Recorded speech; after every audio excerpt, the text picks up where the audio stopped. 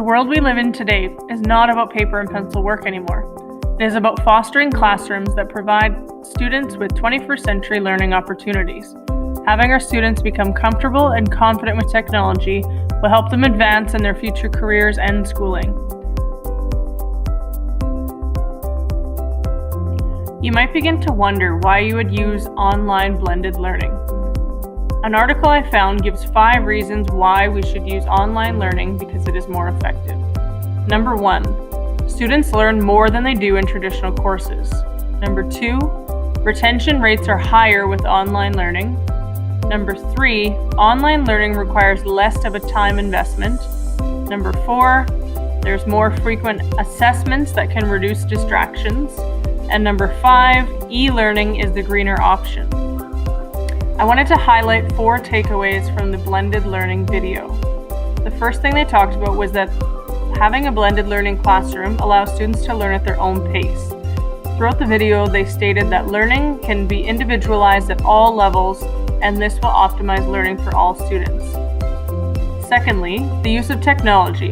This will help students become comfortable with computers, and it will better prepare them for a technologically advancing world. Thirdly, differentiation. This allows for more personalized instructions for individual needs in each and every classroom. And lastly, collaboration. This invites the flexibility to move around, collaborate, or work alone. For our course prototype, we decided to use KidBlog as a method for students to share their knowledge. It is simple for teachers and students to sign up. Each week, students were required to complete several questions based on reading strategies, which they will publish to their blogs. KidBlog provides K-12 teachers with tools to safely publish student writing. Teachers can monitor all activity within a community of authors. Posts can even be public, but nothing goes live until it's approved by a teacher. KidBlog empowers students to write with a meaningful purpose for a real audience. It also allows for connections to other classrooms in your school, across your district, or around the world. Another resource we decided to use was Poster My Wall. Throughout some weeks, students have a choice in how they want to represent their learning through a creative component. They are able to use Poster My Wall to design a poster related to their novel and assignment. For example, creating a poster that demonstrates why kindness matters.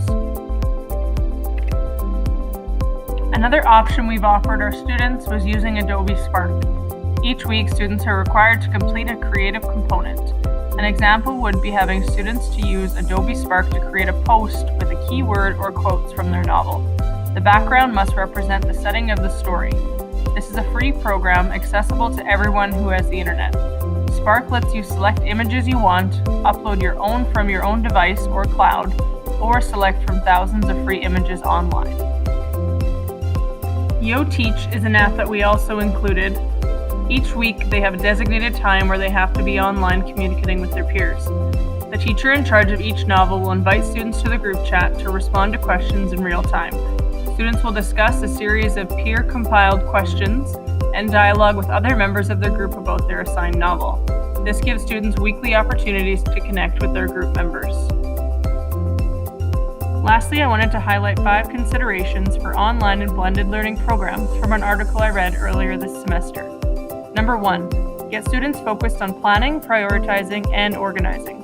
Online courses provided students with a level of flexibility and choice that they may not be accustomed to. Number 2, outline the school's objectives and goals early.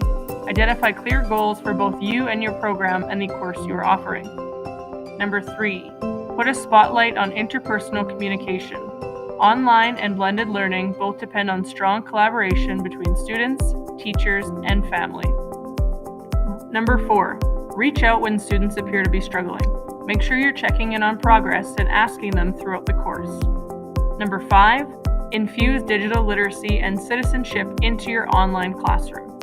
Teaching students to be online researchers, critical consumers of information, and courteous digital citizens will go a long way.